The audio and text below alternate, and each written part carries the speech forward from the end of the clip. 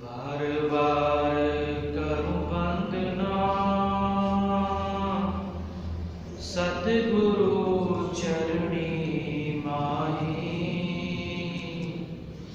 मंगल सतगुरु भेंट से फिर गर्भ नहीं आई। बार बार करूं वंदना सतगुरु चरणी माही।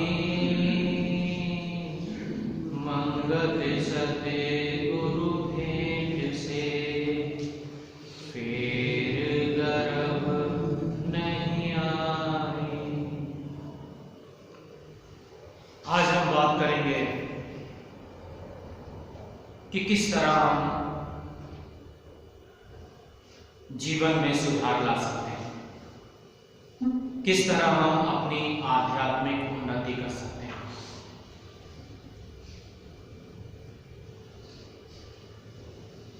महाभारत ग्रंथ के रचयिता वेद व्यास जी का हम लोगों ने नाम सुना है।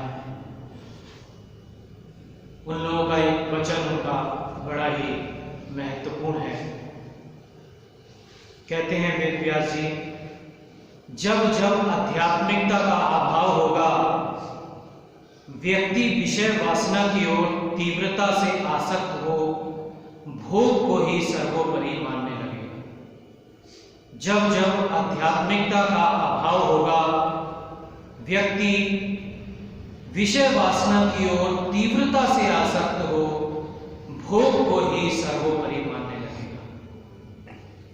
उसका पतन प्रारंभ होगा, क्योंकि भोगवादी चिंतन व्यक्ति को मानसिक रूप से छीणकर उसके अंतःकरण को रजतम गुण से भर देता है,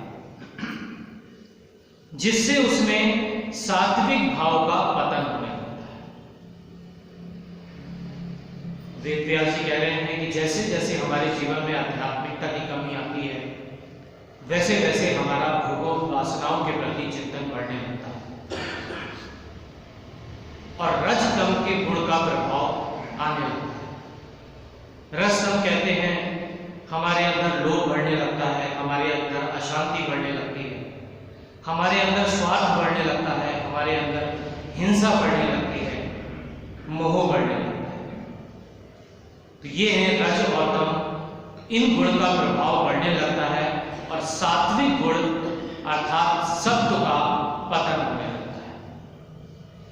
तो इस वेद व्यास जी की 4 लाइनों में अगर देखें तो सब कुछ समाहित है और आज यही हो रहा है। मानसिक शांति का अशांति का कारण भी यही है, बढ़ते हुए समाज में विकारों का कारण भी यही है,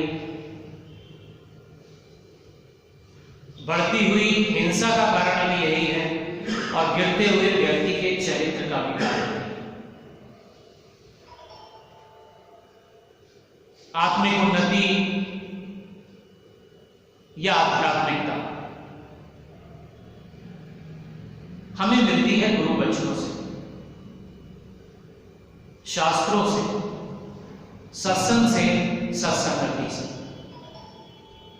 तो ये जब जीवन में धीरे धीरे आते हैं और जब हम इन पर चलना शुरू करते हैं तब हमारे जीवन में बदलाव आता है, सात्विकता बढ़ती है। क्योंकि बात सिर्फ सत्संग में बैठने की नहीं है, सत्संग को अंदर बैठाने की। उदाहरण के तौर पर डॉक्टर ने कोई दवा दी और उस दवा को आपने खाया, लेकिन उसको मुंह में रखते ही आपने कुल्ला कर दिया या वो उल्टी कर दी या निकाल दी, तो वो दवा गले से नीचे नहीं उतरी। तो उस दवा का ना तो कोई शरीर पर असर होगा ना कोई रोग पर। तो ठीक उसी तरह यही स्थिति सत्संग की भी है कि सत्संग में अगर हम बैठे हैं और ये हमारे अंदर नहीं गया तो तो इसका कोई प्रभाव नहीं पड़ने वाला, क्योंकि सत्संग कानों से नहीं मन की गहराई से सुनना है, हृदय में उतारना है, अपने आचरण में लाना, तब इसका असर हमें दिखेगा। सत्संग और सत्संगति ये दोनों ही एक दूसरे से कनेक्टेड है और दोनों ही महत्वपूर्ण हैं। हम जानते हैं कि संग का रंग चढ़ता ये निश्चित। उदाहरण के तौर पर जैसे एक खराब सेब अगर हम अच्छे सेबों के साथ रख दें तो कुछ दिन बाद उन खराब सेबों की संख्या बढ़ जाएगी। तो ठीक इसी तरह जब व्यक्ति खराब संगत में उठता बैठता है तो उसके आचार विचार भी बदल जाते हैं, खराब होने लगते हैं, उसके अंदर कुसंगता आने लगती है, वो जल्दी ही विकारों से घिर जाता है और उसकी सात्विकता का पतन हो जाता है, सबका पतन हो जाता है। गुरुदेव समता विलास में एक वचन में कह रहे हैं, सत्संग अध्याय का 86 वचन है कि मन को रंग सत्संगत से ही है, मन को रंग सत्संगत से ही है, जैसी संगत ऐसा भाव प्राप्त करता है, पैदाइश के वक्त जीव बिल्कुल अज्ञान स्वरूप होता है। तो गुरुदेव कह रहे हैं जैसे जैसे संगत का असर है, अच्छी संगत है तो अच्छा असर और बुरी संगत है तो बुरा असर। तो मन को रंग सत्संगत से ही है, जैसी संगत ऐसा भाव उसके मन में आता है। पैदाइश के वक्त जीव बिल्कुल अज्ञान स्वरूप होता है, ज्यों ज्यों दुनिया की संगत का मिलाप होता है त्यों त्यों उसके अंदर दुनिया की जागृति होती जाती है। मन की खुराक ही संगत है, जैसी संगत का सम्मेलन हुआ वैसा ही गुण ग्रहण कर लिया। जैसे कि हम अभी बात कर रहे थे सत रज और तम की, तो जैसे जैसे आपको संगत मिलती है उस गुण के भाव आपके अंदर आने लगते हैं, जागृत होते हैं। इस वास्ते बड़ी से बड़ी कोशिश करके सत्संग का प्रेमी बनना चाहिए। गुरुदेव कह रहे हैं हजारों वर्ष की तपस्या इतना फल नहीं देती जितना कि 2 घड़ी के सत्संग से लाभ होता है। सत्संग का बड़ा ही महत्व है। एक लाइन और गुरुदेव ने बड़ी ही महत्वपूर्ण हम लोगों के लिए कही है, लिखा है कि जब तक देह में प्राण है तब तक सत्संग में एकत्र होकर अपने जीवन का सुधार करना चाहिए। तो सत्संग और सत्संगति दोनों ही बड़े महत्वपूर्ण हैं, इनके बिना जीवन में कुछ नहीं होने वाला। जब गुरुदेव से एक प्रेमी ने पूछा कि गुरुदेव 5 विकार को कम करने के क्या साधन है, 5 विकार को कम करने के क्या साधन है? तो गुरुदेव कहते हैं कि प्रभु विश्वास और आशिकों के साथ बैठना सीखो। प्रभु विश्वास और आशिकों के साथ बैठना सीखो। तो यहां गुरुदेव का तात्पर्य सत्संग और सत्संगति से ही। गुरुदेव कह रहे हैं कि जब आप सत्संग और सत्संगति धारण करोगे तो विकार खुद ब खुद अंदर से भागने लगेगा। ये समता विलास के वचन। एक प्रसंग मुझे याद आता है कि एक गुरु अपने शिष्यों के साथ एक बगीचे में टहल रहे थे। वो अपने शिष्यों से सत्संगति की चर्चा कर रहे थे, मगर शिष्यों को उतने अच्छे से सत्संगति की बात समझ नहीं आ रही थी, क्योंकि गुरुदेव तो शास्त्रों में कोशिश रहती है कि किसी ना किसी उदाहरण के माध्यम से समझाया जाए। तो गुरुजी ने जब उस बगीचे में नजर घुमाई तो उन्हें एक गुलाब का पौधा फूलों से लगा हुआ दिखाई दिया।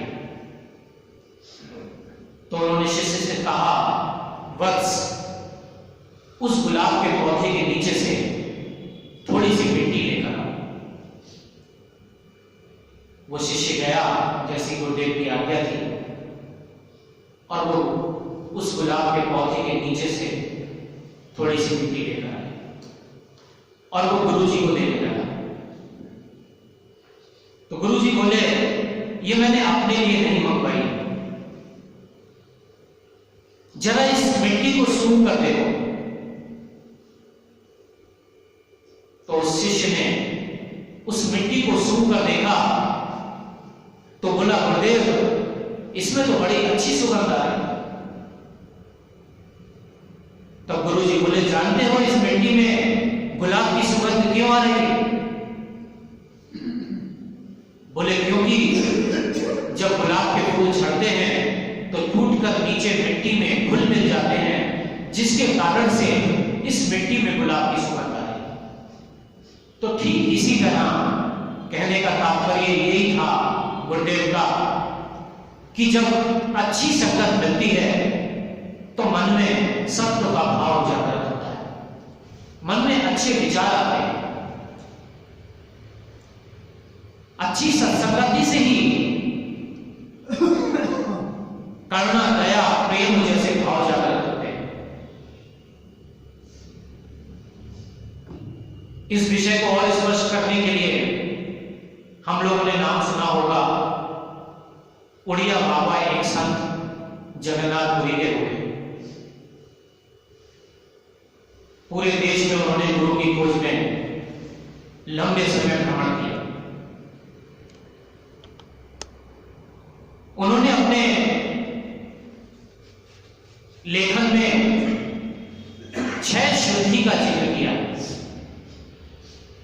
कि जीवन में आध्यात्मिक उन्नति के लिए ये 6 शुद्धि बड़ी ही महत्वपूर्ण है, जो आपके जीवन को बदल के रखते हैं। तो हम उन 6 शुद्धि पर पॉइंट टू पॉइंट बात करते हैं। पहला उन्होंने लिखा है मन की शुद्धि,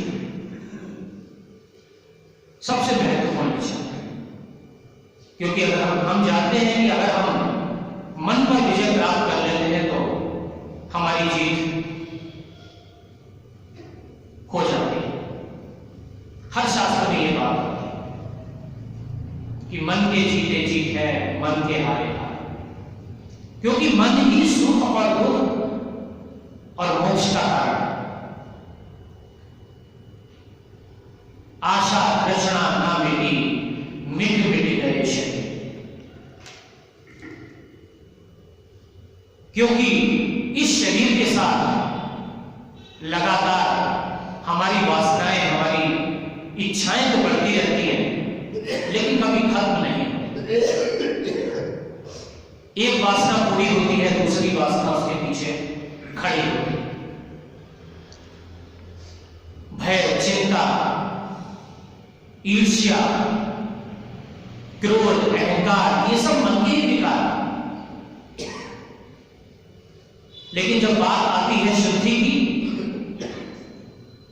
तो जरूरत है हमें संतोष और त्याग की। ये दो महत्वपूर्ण इसका उपचार, संतोष और त्याग। मनुस्मृति में 2 लाइन आती है, भोग सत्व को नष्ट करता है, भोग सत्व को नष्ट करता है, अतः व्यक्ति के भोगवादी चिंतन से मानस अस्थिर होकर भ्रमित हो जाता है। वही जो बात अभी हम लोग पीछे वेद व्यास जी की लाइन पढ़ रहे थे, सेम वही बात है कि लगातार हमारे मन में उठ रही वासना हमारे उस सात्विक प्रवृत्ति को नष्ट कर देती है। और जब लगातार हमारे मन में ऐसी वासनाएं उठती हैं तो मानस अस्थिर होकर भ्रमित हो जाता है, अर्थात जो मानव जीवन का लक्ष्य था उससे हट जाते हैं और इंद्रियां भी भोग की कामना करने लगती है। जो वासनाएं कम थी वो धीरे धीरे बढ़ने लगती, क्योंकि मन लगातार उन वासनाओं में लिप्त रहता है। रज और तम की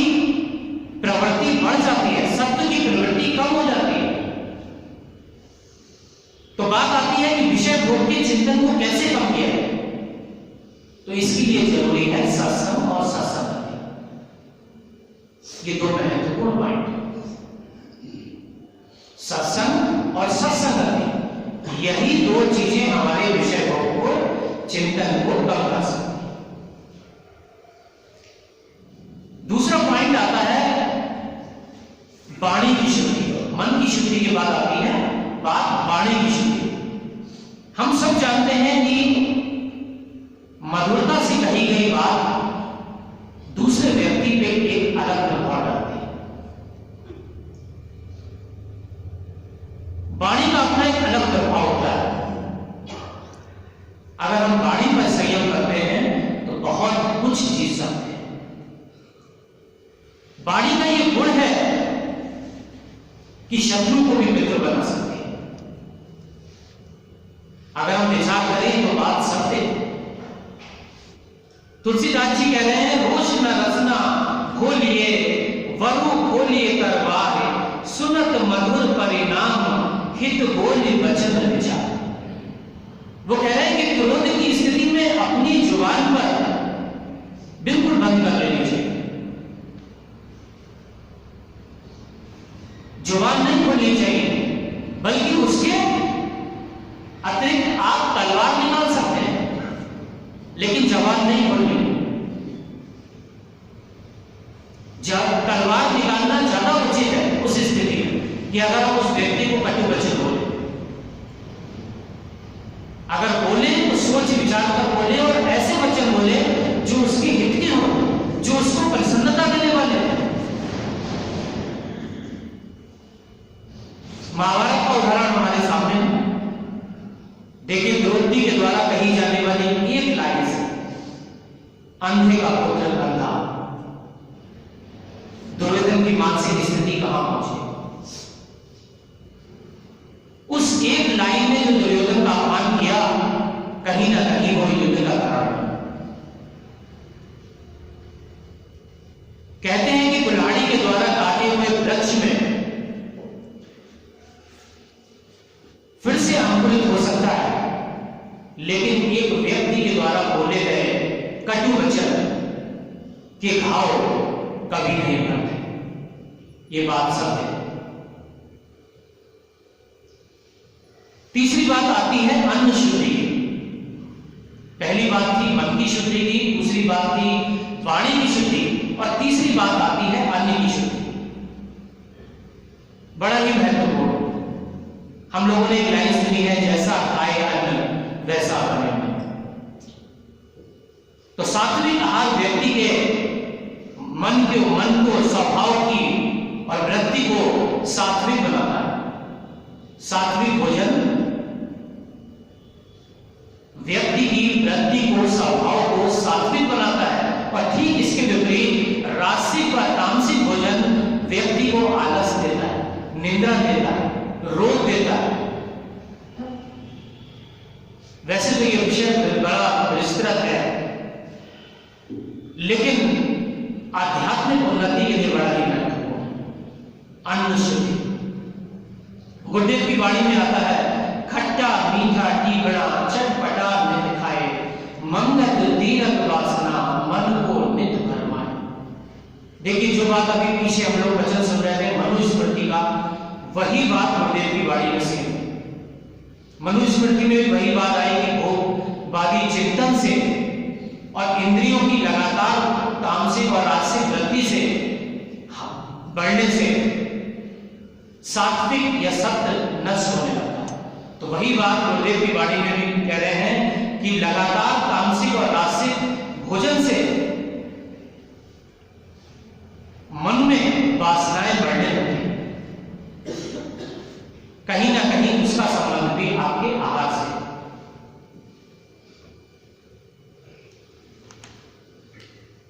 वेदों के अनुसार एक वचन बड़ा ही महत्वपूर्ण है, ध्यान से सुनिएगा। श्रुति के अनुसार लिखा है कि जो व्यक्ति लोभ नहीं करता, स्वाद की खातिर नहीं खाता, शरीर को स्वस्थ रखने के लिए भूख के अनुसार खाता है, जो व्यक्ति लोभ नहीं करता, स्वाद की खातिर नहीं खाता, शरीर को स्वस्थ रखने के लिए भूख के अनुसार खाता है, किसी को दुखी करके नहीं खाता, ऐसा शुद्ध आहारी आत्मदर्शी पुरुषों के एक गिलास खाने से सारा संसार तृप्ति का लाभ अनुभव करता है। कितनी सुंदर, कितनी महत्वपूर्ण वचन।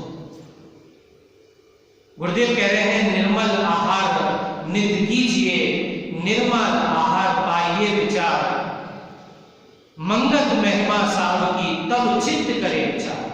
निर्मल आहार नित्य कीजिए, निर्मल पाइए विचार। जब हम आहार में सात्विकता लाएंगे तब विचारों में भी सात्विकता है। मंगत महिमा साहब की तब चित्त करे चिता। गुरुदेव ने वचन में कहा है कि जो शुद्ध सूक्ष्म आहार ग्रहण करता है वही सत्पुरुषार्थ करके सत्कर्मी और सत विचार का जल मन की अग्नि पर डालता है। यह बड़ी ही महत्वपूर्ण बात है और यही बात छांदोग्य उपनिषद में भी कही है। अन्नमयम ही सौम्य मना, अर्थात अन्न का असर मन पर पड़ता है। आहार शुद्धो सत्व शुद्धि, भोजन की शुद्धि से ही अंतःकरण की शुद्धि होती है। और गीता में भी इन 3 भोजन का जिक्र किया गया, सात्विक राजसिक तामसिक। वही बात गीता में भी आती है कि सात्विक भोजन अर्थात सादा भोजन हमारे मन में शांति लाता है, विवेक जागृत करता है, शरीर और मन को स्वस्थ करता है, सुख शांति और प्रसन्नता लाता है। यह बात थी आहार शुद्धि की। चौथा पॉइंट आता है हस्त शुद्धि। हस्त कहते हैं हाथ को। तो हस्त शुद्धि मतलब यहां हाथों की साफ सफाई से बात नहीं हो रही है, यहां बात हो रही है शुभ कर्मों की। हाथों के द्वारा किए गए शुभ कर्म, हाथों के द्वारा की गई सेवा, हाथों के द्वारा किए गए दान, यह है हस्त शुद्धि। सेवा परम धर्म, सेवा ही परम धर्म। अभी साक्षात उदाहरण हम लोगों ने जल्दी ही कोरोना काल में देखा। लोगों ने किस तरह कोविड पेशेंट्स के घर घर जाकर सेवा की, जहां लोग अपने ही परिवार के अपने सदस्यों से लोग मिलने से डर रहे थे। ऐसी स्थिति में लोगों ने कोविड पेशेंट्स को अस्पतालों में एडमिट कराया, लोगों के घर घर खाना पहुंचाया, व्यक्तिगत रूप से भी संस्थाओं ने भी, यहां तक कि अपने घर के लोगों ने, लोग अंतिम संस्कार लोगों का करने से डर रहे थे, उस स्थिति में भी बहुत से संगठन और बहुत से व्यक्तियों ने उन लोगों का अंतिम संस्कार कर दिया। कितनी निस्वार्थ और कितने सेवा से कार्य उन्होंने ऐसी स्थिति में किया। तो ये है हस्त शुद्धि। 5वां पॉइंट आता है कच्छ शुद्धि। कच्छ शुद्धि कहते हैं ब्रह्मचर्य, अर्थात मन वचन काया से ब्रह्मचर्य के नियमों का पालन करना। ब्रह्मचर्य सिर्फ काम का त्याग नहीं, मन वचन और काया से ब्रह्म में केंद्रित लगातार रहना, यह ब्रह्मचर्य।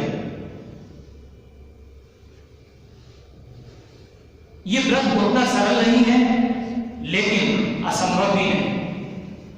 इससे हमारी एकाग्रता बढ़ती है, हमारा मनोबल बढ़ता है। 6वां पॉइंट आता है क्रिया शुद्धि का। क्रिया शुद्धि कहते हैं कार्य में निष्कपटता, मन में सरलता, दूसरे के प्रति प्रेम, दूसरे के प्रति सरल व्यवहार, यह है क्रिया शुद्धि। जब व्यक्ति में ऐसे गुण आने लगते हैं तो व्यक्ति कितना सरल हो जाता है कि वो खुद ब खुद ईश्वर से प्रेम करने लगता है, उसके अंदर सात्विक भाव बढ़ने लगता है। अगर ऐसा व्यक्ति गलती भी करता है तो वो पश्चाताप करता है, विनम्रता के साथ माफी मांग लेता है। यह है क्रिया शुद्धि।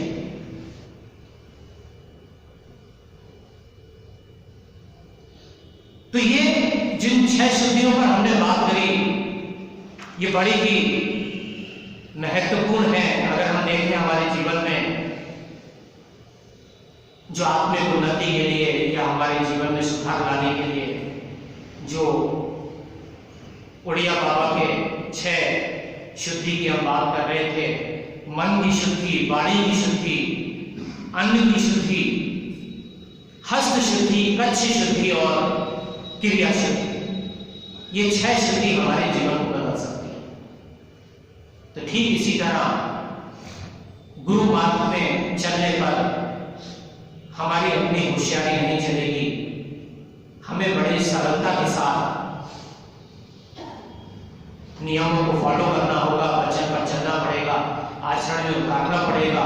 और जैसे कि हमने 2 पॉइंट सत्संग, सत्संगति और संतोष और त्याग, अगर इन नियमों को अपने जीवन में फॉलो करते हैं तो निश्चित ही हम अपने मन में सात्विकता को बढ़ा सकते हैं और आत्मिक उन्नति की तरफ बढ़ सकते हैं।